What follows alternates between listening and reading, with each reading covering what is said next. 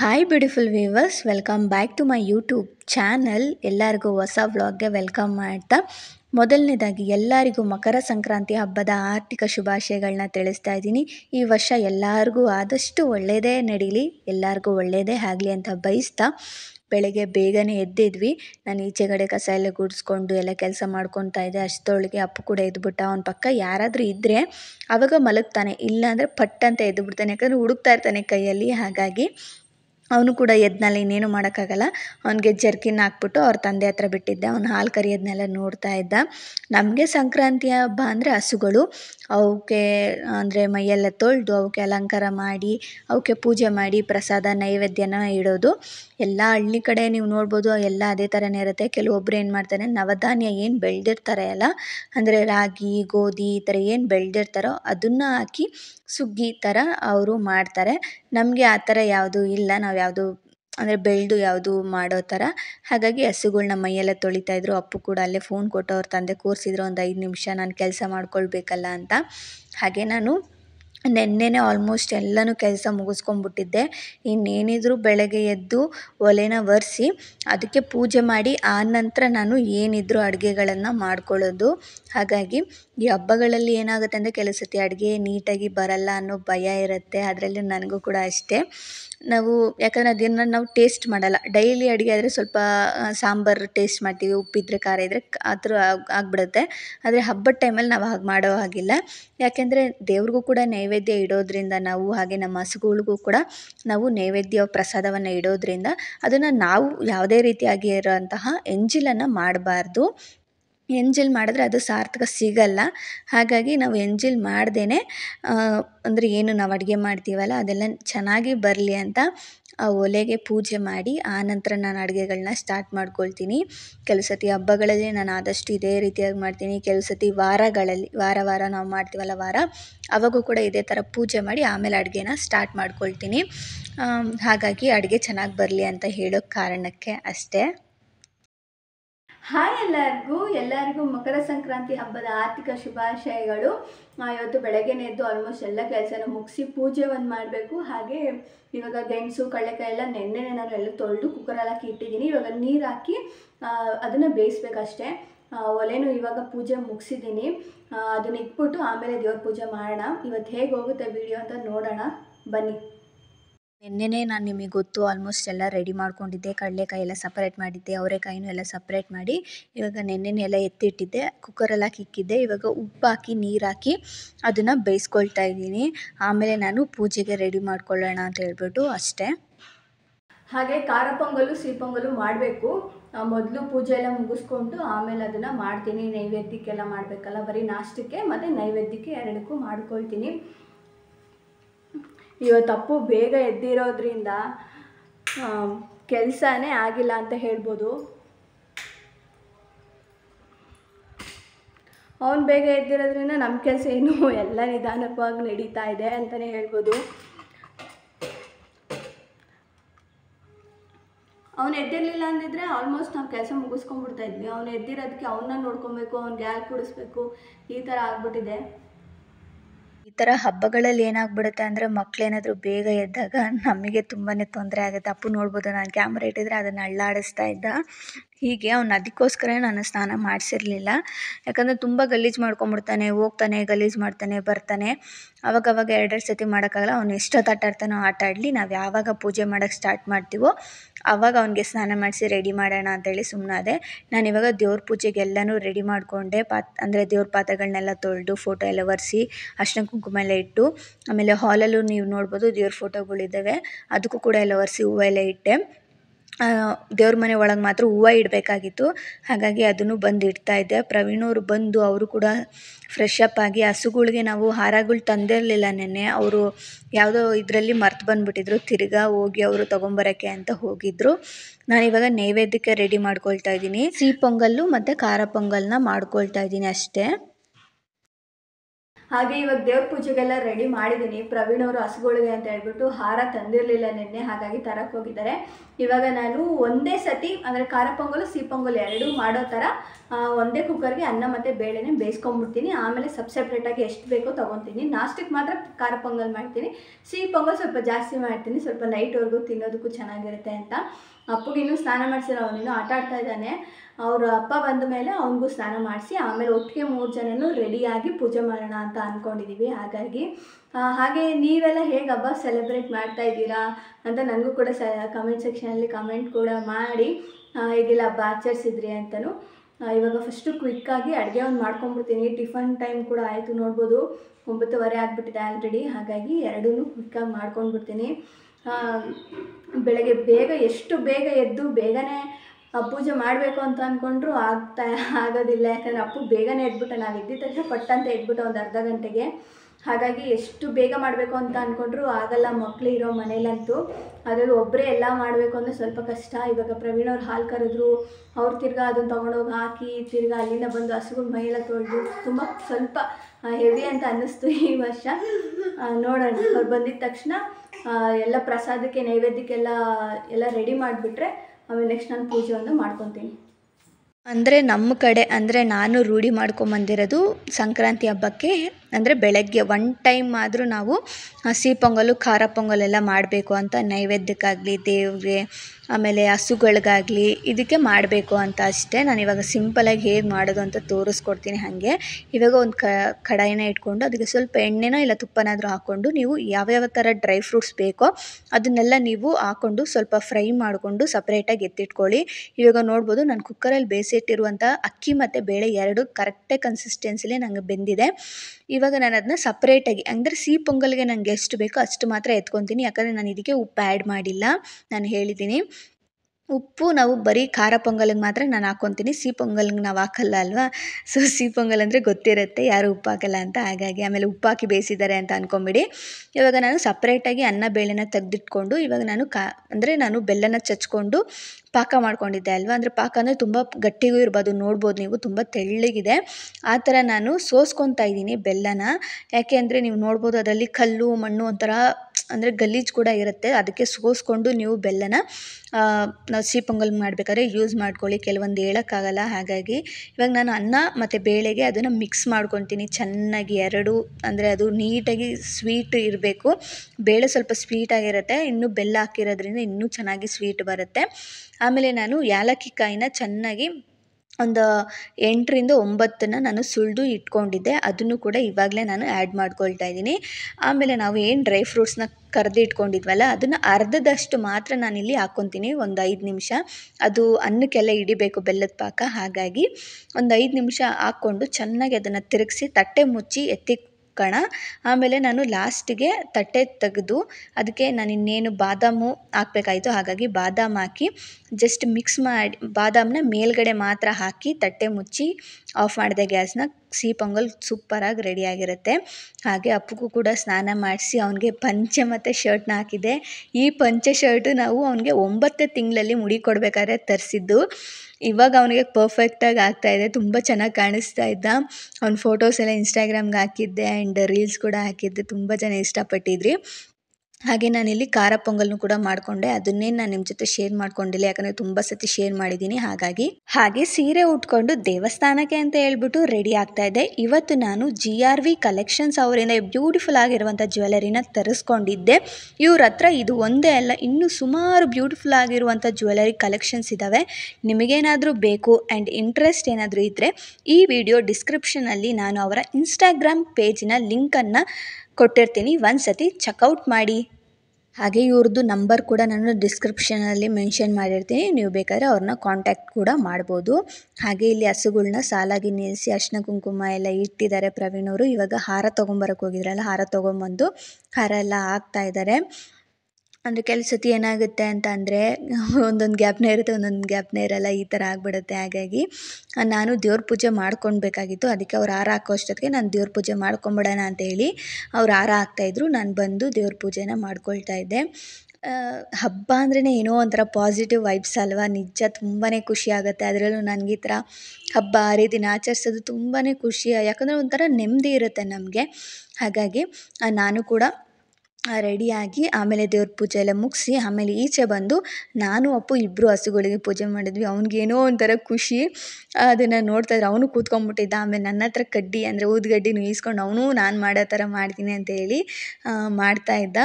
ಹಾಗೆ ನಾವು ಹಸುಗಳಿಗೆಲ್ಲ ಪೂಜೆ ಮಾಡ್ತೀವಿ. ಈ ಸಂಕ್ರಾಂತಿ ಹಬ್ಬ ಅಂದರೆ ಎಲ್ಲರಿಗೂ ಒಂದೊಂದು ಥರ ಬಗೆಯ ಥರ ಮಾಡ್ತಾರೆ. ಅಂದರೆ ಸುಗ್ಗಿ ಮಾಡೋರೊಬ್ರು ಇರ್ತಾರೆ. ಆಮೇಲೆ ಅಂದರೆ ಹೋರಿಗಳ್ನ ನೀವು ನೋಡಿರ್ಬೋದು, ಹೋರಿಗಳ್ನ ಮೈ ತೊಳೆದು ಅಲಂಕಾರ ಮಾಡಿ ಅದನ್ನ ಕಿಚ್ಚಾಯಿಸೋರು ಇರ್ತಾರೆ. ಈ ಥರ ಅಂದರೆ ನಮ್ಮನೇಲಿ ಹಸುಗಳಿರೋದ್ರಿಂದ ಅವಕ್ಕೆಲ್ಲ ಮೈಯೆಲ್ಲ ತೊಳೆದು ಅವಕ್ಕೆ ಅರಿಶಿನ ಕುಂಕುಮ ಇಟ್ಟು ಹೂವು ಇಟ್ಟು ಆಮೇಲೆ ಪೂಜೆ ಮಾಡಿ ಅವಕ್ಕೆ ಲಾಸ್ಟ್ಗೆ ಪ್ರಸಾದನ ತಿನ್ನಿಸೋದು.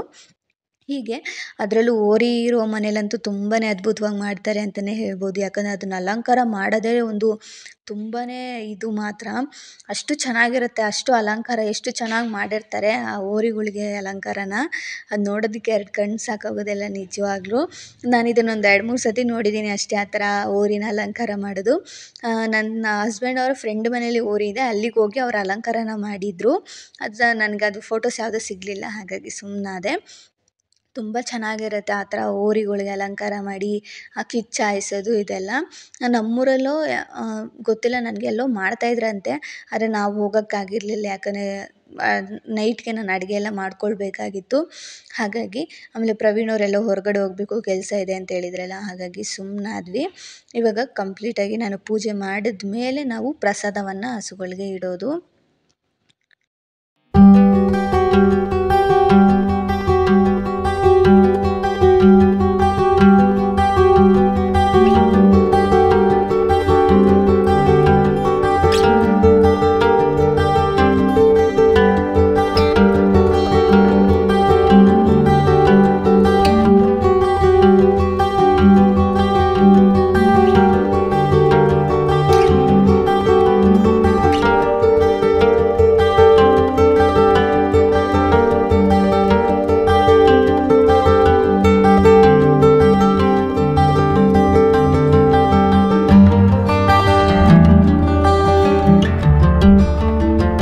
ಹಾಗೆ ಪೂಜೆ ಎಲ್ಲ ಮುಗಿದ್ಮೇಲೆ ಅವರು ಕೂಡ ಪೂಜೆ ಮಾಡಿ ಇವಾಗ ನೈವೇದ್ಯನ ಇಡ್ತಾಯಿದ್ದೀವಿ. ಹೋದ್ಸತಿ ಏನಾಯಿತು ಅಂತ ಅಂದರೆ ನಾವು ಬಾಳೆ ಎಲೆ ಮೇಲೆ ಎಲ್ಲನೂ ನಾವು ಮಾಡಿದ್ದಂಥದ್ದನ್ನೆಲ್ಲ ಇಟ್ಟು ನಾವು ಹಸುಗಳಿಗೆ ತಿನ್ಸಕ್ಕೆ ಹೋದ್ವಿ.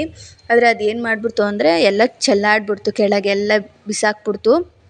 ಹಾಗಾಗಿ ಆವತ್ತಿಂದ ಈ ಥರ ಸಿಹಿ ಪೊಂಗಲ್ಲು ನಾವೇನೇನು ಮಾಡ್ತೀವಿ ಅದನ್ನೆಲ್ಲ ಮಿಕ್ಸ್ ಮಾಡಿ ಅವಕ್ಕೆ ಈ ಥರ ಒಂದೊಂದು ಇಡಿಯನ್ನು ತಿನ್ನಿಸೋ ಥರ ನಾವು ಮಾಡ್ಕೊಂಡ್ವಿ. ಆವಾಗ ತಿಂತವೆ. ಅದಕ್ಕೆ ಅದೇ ಥರ 3 ಹಸುಗೂ ಕೂಡ ನಾವು ಮಾಡಿಕೊಂಡು ತಿನ್ನಿಸಿದ್ವಿ.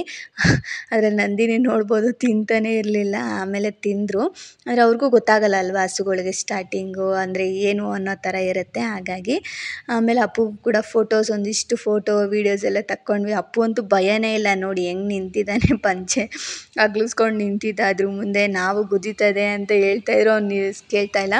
ಈ ಕಡೆ ಒಂದು ಸಣ್ಣ ಹಸು ಇದೆಯಲ್ವ, ಅದಕ್ಕೆ ಅವ್ನು ಜಾಸ್ತಿ ಹೋಗ್ತಾನೆ ಅದನ್ನ ಹಿಡ್ಕೊಳ್ಳೋಕ್ಕೆ. ಅದು ಅವನಿಗೆ ತಿರುಗಿಸಿ ಗುದ್ದಿಯಕ್ಕೆ ಹೋಗುತ್ತೆ. ಅವ್ನಿಗದು ಗೊತ್ತು, ಆದರೂ ಬಿಡಲ್ಲ, ಅವನು ಹೋಗ್ತಾ ಇರ್ತಾನೆ, ಈ ಥರ ಚೇಷ್ಟೆ ಕೂಡ ಮಾಡ್ತಾ ಇರ್ತಾನೆ. ಪೂಜೆ ಎಲ್ಲ ಆದಮೇಲೆ ಒಳಗೆ ಕಟ್ಟಾಕ್ತಾ ಇದ್ವಿ. ದೇವಸ್ಥಾನಕ್ಕೆ ಹೋಗಬೇಕಾಯ್ತು. ಹಾಗಾಗಿ ನಾವು ಶೆಡ್ಡೆಲ್ಲ ತೊಳೆದು ಶೆಡ್ಗೂ ಕೂಡ ನಾವು ಆಲ್ರೆಡಿ ಪೂಜೆ ಮಾಡಿ ರಂಗೋಲಿ ಹಾಕಿ ಅರಿಶಿನ ಕುಂಕುಮ ಎಲ್ಲ ಇಟ್ಟಿದ್ದೆ, ಅಂದರೆ ಅವು ನಿಂತ್ಕೊಳ್ಳೋ ಜಾಗದಲ್ಲಿ. ಇವಾಗ ಪ್ರವೀಣ್ ಅವ್ರ ಹಸು ಎಲ್ಲ ಕಟ್ಟಾಗ್ತಾಯಿದ್ರು. ಅಪ್ಪುಗಂತೂ ಏನೋ ಖುಷಿ, ಏನೋ ಒಂಥರ ಇವತ್ತು ಅವನಿಗೆ ಏನೋ ಪಂಚೆ ಎಲ್ಲ ಹಾಕ್ಬಿಟ್ಟವ್ರೆ ಅಂದರೆ. ಆಮೇಲೆ ಎಲ್ಲರಿಗೂ ತೋರಿಸ್ತಾ ಇದ್ದ, ಕೈಯಲ್ಲಿ ಉಂಗುರ ತೋರಿಸ್ತಾ ಇದ್ದ, ಪಂಚೆ ಹಾಕ್ಕೊಂಡಿದ್ದೀನಿ ಅಂತ ಹೋಗಿ ಫ್ಯಾಷನ್ ಶೋ ಎಲ್ಲ ಮಾಡ್ತಾಯಿದ್ದ ಅಪ್ಪು. ಅವ್ನ ಖುಷಿ ಏನೋ ಅವು ಮಕ್ಳಿಗೆ ಗೊತ್ತಾಗಲ್ಲಲ್ಲ ಈ ಥರ. ಆಮೇಲೆ ನನ್ನನ್ನು ನೈಸ್ ಮಾಡೋದು, ಅಮ್ಮ ಅಮ್ಮ ಅಂದ್ಕೊಂಡು ಮುತ್ತು ಕೊಡೋಕೆ ಹೋಗೋದು, ಏನಾದರೂ ಮಾಡ್ತಾಯಿರ್ತಾನಲ್ಲ ತರಲೆ, ಅದಕ್ಕೆ ನನ್ನನ್ನು ನೈಸ್ ಮಾಡೋದು. ಹಾಗೆ ಅವಕ್ಕೆಲ್ಲ ಹುಲ್ಲೆಲ್ಲ ಹಾಕ್ಬಿಟ್ಟು ಆಮೇಲೆ ನಾವು ದೇವಸ್ಥಾನಕ್ಕೆ ಹೊರಟ್ವಿ. ಹಾಗೆ ಮೆರವಣಿಗೆ ದೇವ್ರು ಕೂಡ ಬಂದಿತ್ತು. ಅಂದರೆ ಒಬ್ಬರೊಬ್ಬರು ಊರಲ್ಲಿ ಕರೆಸ್ತಾ ಇರ್ತಾರೆ, ಅಂದರೆ ಕರೆಸೋರು ಮನೆಗೆ ಇಂಥ ದಿವಸ ಕರೆಸ್ಬೇಕು ಅಂತ ಅಂದ್ಕೊಂಡಿರ್ತಾರಲ್ಲ, ಆ ಟೈಮಲ್ಲಿ ಕರೆಸ್ತಾ ಇರ್ತಾರೆ. ಹಾಗಾಗಿ ನಾವು ಕೂಡ ಬೇಗನೆ ಹೋಗಬೇಕು ಅಂತ ಅಂದ್ಕೊಂಡು ಆ ಪೂಜೆ ಮುಗ್ದಿದ್ದ ಹಿಂದೆಯೇ ನಾವು ಹೊರಟ್ವಿ. ಅವಾಗ ನೋಡ್ಬೋದು ನೀವಿಲ್ಲಿ ಮೆರವಣಿಗೆ ದೇವರು ಹೋಗ್ತಾ ಇದೆ, ಆಂಜನೇಯ ಸ್ವಾಮಿದು. ಈ ದೇವ್ರನ್ನ ನಾನು ಆಲ್ರೆಡಿ ತೋರಿಸಿದ್ದೆ ಒಂದು ಸತಿ. ಹಾಗಾಗಿ ಅವ್ರ ಮನೆ ಹತ್ರ ಪೂಜೆ ಮಾಡಿಸ್ಕೊಳ್ಳೋರು ಮನೆ ಹತ್ರ ಪೂಜೆ ಮಾಡಿಸ್ತಾರೆ, ಇಲ್ಲಾಂದರೆ ದೇವಸ್ಥಾನಕ್ಕೂ ಕೂಡ ಹೋಗಿ ಪೂಜೆ ಮಾಡಿಸ್ಕೊಬೋದು. ಆ ಥರ ನಾವು ದೇವಸ್ಥಾನಕ್ಕೆ ಹೋಗಿದ್ವಿ. ಒಂದು ಸ್ವಲ್ಪ ಜನ ಬಂದಿದ್ದರು, ಅಂದರೆ ತುಂಬ ರಶ್ ಇತ್ತು ಅಂತಲೇ ಹೇಳೋಕ್ಕಾಗಲ್ಲ. ಆರಾಮಾಗಿದ್ದರು ಜನಗಳು. ಹೋಗಿ ಪೂಜೆನ ಮಾಡಿಸ್ಕೊಂಬರ್ತೀವಿ. ನಾವು ಯಾವುದೇ ಹಬ್ಬ ಆಗಲಿ ಏನೇ ಇದಾಗಲಿ ಒಳ್ಳೆಯದಾಗಲಿ ಫಸ್ಟು ನಾವು ನೆಲೆಸಿರುವಂಥ ಜಾಗದಲ್ಲಿರುವಂಥ ದೇವ್ರನ್ನೇ ನಾವು ಫಸ್ಟು ಪೂಜೆ ಮಾಡಿ, ಪೂಜೆಗೆ ಅಂತ ಹೇಳ್ಬಿಟ್ಟು ಪೂಜೆ ಮಾಡಿಸ್ಕೊಂಡು ಬರೋದು. ಆ ಪೂಜೆ ಎಲ್ಲ ಮಾಡಿದ್ಮೇಲೆ ಅಪ್ಪಗೂ ಕೂಡ ನಾಷ್ಟ ತಿನ್ನಿಸಿ, ಅವ್ನು ನಾಷ್ಟ ಕೂಡ ಮಾಡಿರಲಿಲ್ಲ. ಎಲ್ಲರೂ 3 ಜನನೂ ಉಪವಾಸನೇ ಇದ್ದು ಪೂಜೆ ಮಾಡಿದ್ವಿ ಅಂತಲೇ ಹೇಳ್ಬೋದು. ಆಮೇಲೆ ಅವನಿಗೆ ತಿನ್ನಿಸಿ ನಾನು ಕೂಡ ನಾಷ್ಟ ಮಾಡಿಕೊಂಡು ಅವನ್ನ ಮಲಗಿಸ್ದೆ. ಆಮೇಲೆ ಸಂಜೆ ನನಗೆ ಯಾಕೋ ಗೊತ್ತಿಲ್ಲ, ಮಧ್ಯಾಹ್ನ ಅಂತೂ ತುಂಬಾ ಹೆಡ್ಡೇಕ್ ಬಂದುಬಿಟ್ಟಿತ್ತು. So hi, welcome back. ನಾನು ಲೈಟ್ ಹಾಕಿದ್ದೆ, ಅದು ಆ ಲೈಟ್ ಹಾಕಿದ ತಕ್ಷಣ ಫುಲ್ಲು ಅದೇ ಕವರ್ ಆಗಿಬಿಟ್ಟಿದೆ, ನಾನೇ ಕರೆಕ್ಟಾಗಿ ಕಾಣಿಸ್ತಾ ಇಲ್ಲ. ಈ ಒಂದು ಲೈಟಲ್ಲಿ ಸ್ವಲ್ಪ ಪರವಾಗಿಲ್ಲ, ಇವಾಗ ತುಂಬ ಚೆನ್ನಾಗಿ ಕಾಣಿಸ್ತಾ ಇದೆ. ಆದರೆ ಸ್ವಲ್ಪ ಫುಲ್ ವೈಟ್ ಕಾಣಿಸ್ತಾ ಇದೆ ಅಂತ ಅಂದ್ಕೊಳ್ತಾ ಇದ್ದೀನಿ. ಇವಾಗ ವ್ಲಾಗ್ನ ಸ್ಟಾರ್ಟ್ ಮಾಡಿದೆ. ಬೆಳಗ್ಗೆಯಿಂದ ಕೆಲಸ ಎಲ್ಲ ಮುಗಿಸಿ ಮಧ್ಯಾಹ್ನ ಫುಲ್ ತಲೆನೋವು ಬಂದುಬಿಟ್ಟಿತ್ತು. ಫುಲ್ಲು ರೆಸ್ಟ್ ಮಾಡಿದೆ, 1 ಅವರ್ ಫುಲ್ ಮಲ್ಕೊಂಡ್ಬಿಟ್ಟಿದ್ದೆ, ಹಾಗಾಗಿ ಮಾಡೋಕ್ಕಾಗಲಿಲ್ಲ. ಇವಾಗ ಸಂಜೆ ಅಡುಗೆ ಮಾಡಬೇಕು, ಹಾಗಾಗಿ ಬಂದೆ. ಅಪ್ಪು ಈಚೆ ಕಡೆ ಆಟ ಆಡ್ತಾ ಇದ್ದಾನೆ. ಇವಾಗ ಅಡುಗೆ ಮಾಡ್ಕೊಂಬಿಡ್ತೀನಿ. ಇದ್ಕಿದ ಬೇಳೆ ಸಾರು ಮತ್ತು ರೈಸು, ಮುದ್ದೆ ಮಾಡ್ತೀನಿ. ನೆನ್ಸ್ಕೊಳ್ಳೋಕೆ ಏನೋ ಮಾಡು ಅಂದರು. ಬಜ್ಜಿ ಮೆಣಸಿನ್ಕಾಯಿ ಇದೆ, ನೋಡೋಣ ಅದನ್ನೇ ಹಾಕ್ಬಿಡ್ತೀನಿ. ಸುಮ್ಮನೆ ತಂದುಬಿಡ್ತಾರೆ, ಅವ್ರಿಗಿಷ್ಟ ತಂದುಬಿಡ್ತಾರೆ, ಮಾಡಲಿಲ್ಲ ಅಂದರೆ ಬೇಜಾರು ಮಾಡ್ಕೊತಾರೆ. ಹಾಗಾಗಿ ಇವಾಗ ಅದನ್ನು ಮಾಡಿಬಿಡ್ತೀನಿ. ಸ್ವಲ್ಪ ಅಡುಗೆ ಎಲ್ಲ ಮುಗಿಸ್ಕೊತೀನಿ. ಅವರು ಈಚೆ ಹೋಗಿದ್ದಾರೆ, ಅವ್ರು ಬರೋ ಅಷ್ಟೊತ್ತಿಗೆ ಅಡುಗೆ ಎಲ್ಲ ಕಂಪ್ಲೀಟಾಗಿ ಊಟ ಮಾಡಿಬಿಟ್ಟು ಮಲ್ಕೊಂಬಿಟ್ರೆ ಸಾಕಾಗ್ಬಿಟ್ಟಿದೆ. ಒಂಥರ ಈ ಹಬ್ಬ ಹರಿದಿನ ಬಂದರೆ ಇದೇ ಥರ ಅನ್ನಿಸ್ತಾ ಇರುತ್ತೆ, ಫುಲ್ಲು ಸಾಕು ಹೋಗ್ತಾರ ಅನ್ನಿಸ್ತಾ ಇರುತ್ತೆ.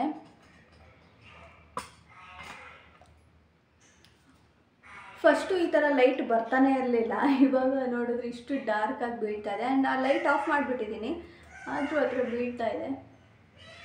ಇವಾಗ ಸಾಂಬಾರು ಕ್ವಿಕ್ಕಾಗಿ ಮಾಡ್ಕೊಂಡ್ಬಿಡ್ತೀನಿ, ಬನ್ನಿ. ಹಾಗೆ ಇದ್ಕಿದ ಬೇಳೆ ಸಾರನ್ನ ರೆಸಿಪಿನ ತೋರಿಸಿ ಅಂತ ಕೇಳಿದ್ರಿ, ಹಾಗಾಗಿ ಹಂಗೆ ಶೇರ್ ಮಾಡ್ಕೊಳ್ತಾ ಇದ್ದೀನಿ. ನಾನು ಒಂಥರ ಚಿಕನ್ ಸಾಂಬಾರು ಮಾಡ್ತಾರಲ್ಲ ಆ ಥರ ಮಾಡ್ಕೊತೀನಿ, ಚೆನ್ನಾಗಿರುತ್ತೆ. ಒಂದು ಮಿಕ್ಸಿ ಜಾರ್ಗೆ ಟೊಮೆಟೊ, ಈರುಳ್ಳಿ, ಕಾಯಿ, ಧನಿಯಾ ಪುಡಿ, ಹಾಗೆ ಇದಕ್ಕೆ 1-2 ಚಕ್ಕೆ, 2 ಲವಂಗ, ಸ್ವಲ್ಪ ಕೊತ್ತಂಬರಿ ಸೊಪ್ಪು, ಸ್ವಲ್ಪ ಪುದೀನ ಇದ್ದರೆ ಹಾಕ್ಕೊಳ್ಳಿ, ಹಾಗೆ ಶುಂಠಿ ಬೆಳ್ಳುಳ್ಳಿ ಪೇಸ್ಟು ಇಷ್ಟನ್ನು ಹಾಕ್ಕೊಂಡು ನೀರು ಹಾಕಿ ಚೆನ್ನಾಗಿ ರುಬ್ಬಿ ಸ್ವಲ್ಪ ಫೈನ್ ಪೇಸ್ಟ್ ಮಾಡ್ಕೊಳ್ಳಿ. ಇವಾಗ ನಾನು ಒಂದು ಕುಕ್ಕರ್ಗೆ ಎಣ್ಣೆ ಮತ್ತು ಸಾಸಿವೆನ ಹಾಕ್ಕೊಂಡು, ಆನಂತರ ಕಾಳು ಏನಿರುತ್ತೆ ಅಲ್ವಾ, ಇದ್ಕಿದ ಬೇಳೆ ಕಾಳು ಜೊತೆಗೆ ನಾನು ಆಲೂಗಡ್ಡೆ ಹಾಕ್ತೀನಿ. ಆಲೂಗಡ್ಡೆ ಹಾಕಿದ್ರೆ ತುಂಬಾ ಟೇಸ್ಟ್ ಇರುತ್ತೆ, ಅದರಿಂದನೇ ಒಂಥರ ಟೇಸ್ಟ್ ಬರೋದು ಅಂತಲೂ ಹೇಳ್ತೀನಿ. ಹಾಕ್ಕೊಂಡು ಅದನ್ನು ಎಣ್ಣೆಲಿ ಫಸ್ಟು ಫ್ರೈ ಮಾಡ್ಕೊಳ್ಳಿ. ಅದು ಚೆನ್ನಾಗಿ ಒಂಥರ ಸ್ವಲ್ಪ ಸಾಫ್ಟ್ ಥರ ಒಂದು ಅರ್ಧ ಅಂದರೆ ಒಂದು 1/4 ಭಾಗದಷ್ಟು ಬೇಯಬೇಕು, ಆ ಥರ ಫ್ರೈ ಮಾಡ್ಕೊಂಡು ಎಣ್ಣೆಲಿ. ಆನಂತರ ಚೆನ್ನಾಗಿ ಮಿಕ್ಸ್ ಮಾಡಿ ಅದಕ್ಕೆ ನಾವೇನು ರುಬ್ಬಿಟ್ಟಿರುವಂಥ ಮಸಾಲೆ ಇರುತ್ತಲ್ಲ ಅದನ್ನು ಹಾಕ್ಕೊಳ್ಳಿ. ಒಂದೇ ಸತಿ ಕುಕ್ಕರಲ್ಲಿ ಮಾಡ್ಕೊಂಬಿಡಿ, ಯಾಕಂದರೆ ತುಂಬಾ ಟೇಸ್ಟ್ ಇರುತ್ತೆ. ತಪ್ಪಲೆಯಲ್ಲಿ ಅಂದರೆ ನಾವು ನೋಡ್ತಾ ಇರಬೇಕು ಅವಾಗವಾಗ, ಹಾಗಾಗಿ 1-2 ವಿಷಿಲ್ ಕೂಗಿಸ್ಕೊಂಡ್ರೆ ಸಾಕಾಗ್ಬಿಡುತ್ತೆ, ಇಲ್ಲ 1 ವಿಷಿಲ್ಗೂ ಕೂಡ ಚೆನ್ನಾಗಿ ಬೆಂದಿರುತ್ತೆ. ಇವಾಗ ನಾನು ಮಸಾಲ ಹಾಕ್ಕೊತಾ ಇದ್ದೀನಿ, ಇನ್ನೇನು ಎಕ್ಸ್ಟ್ರಾ ಹಾಕ್ಕೊಳ್ಳೋದಿಲ್ಲ. ನಾನು ಮಸಾಲ ಹಾಕಿದ್ಮೇಲೆ ಸ್ವಲ್ಪ ಉಪ್ಪನ್ನು ಹಾಕ್ಕೊಂಡು ನೀರು ಸೇರಿಸ್ಕೊತೀನಿ, ತಿಕ್ನೆಸ್ನ ನೋಡಿಕೊಂಡು ಲಿಡ್ನ ಕ್ಲೋಸ್ ಮಾಡಿಕೊಂಡು 2 ವಿಷಿಲ್ ಹೊಡೆಸ್ಕೊಳ್ಳಿ.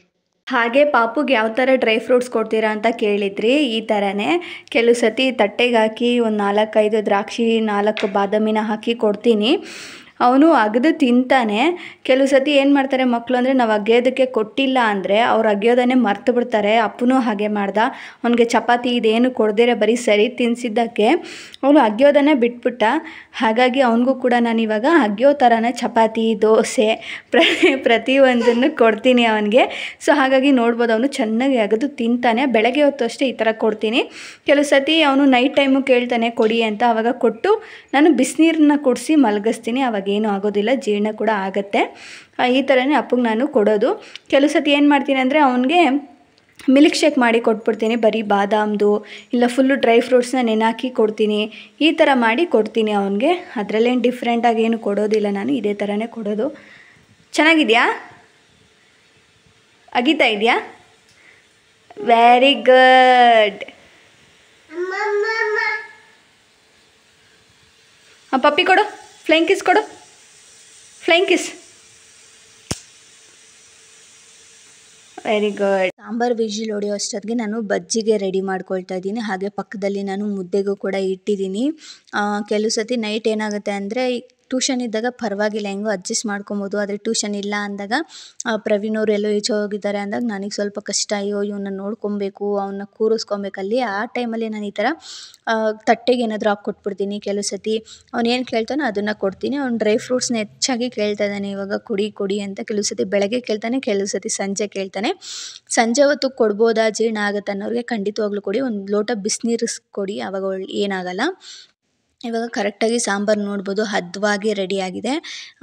ಇವಾಗ ನಾನು ಒಂದು ಸತಿ ಸೌಟಲ್ಲೇ ತಿರುಗಿಸ್ಕೊತೀನಿ, ಯಾಕಂದರೆ ಕನ್ಸಿಸ್ಟೆನ್ಸಿ ನಿಮಗೆ ಗೊತ್ತಾಗಬೇಕಲ್ಲ. ಹಾಗಾಗಿ ತಿರುಗಿಸ್ಕೊಂಡು ಈ ಟೈಮಲ್ಲಿ ನೀವು ಒಂದು ಸ್ವಲ್ಪ ಕೊತ್ತಂಬರಿ ಸೊಪ್ಪನ್ನ ಆ್ಯಡ್ ಮಾಡಿಕೊಂಡು ತಿರ್ಗಾ ಲಿಡ್ನ ಕ್ಲೋಸ್ ಮಾಡಿ ಸಾಕು, ಎತ್ತಿಟ್ಬಿಡಿ. ತುಂಬಾ ಟೇಸ್ಟಿಯಾಗಿರುತ್ತೆ ಅಂತಲೇ ಹೇಳ್ಬೋದು. ಇವಾಗ ನಾನು ಸಾಂಬಾರು ಕೂಡ ಪರ್ಫೆಕ್ಟಾಗೆಲ್ಲ ರೆಡಿ ಆದಮೇಲೆ ಮುದ್ದೆನೂ ಕೂಡ ಮಾಡಿಕೊಂಡು ಇವಾಗ ಬಜ್ಜಿ ಮಾಡ್ಕೊತಾ ಇದ್ದೀನಿ. ಅಷ್ಟೊತ್ತೊಳಗೆ ಪ್ರವೀಣ್ ಅವರು ಕೂಡ ಬಂದರು. ಇನ್ನೇನಿಲ್ಲ, ಊಟ ಮಾಡಿ ಮಲ್ಕೊಳ್ಳೋದಷ್ಟೇ. ತುಂಬಾ ಟಯರ್ಡ್ ಆಗಿಬಿಟ್ಟಿದೆ. ಹಾಗಾಗಿ ಚೆನ್ನಾಗೈತಾ? ಹೆಂಗೈತೆ?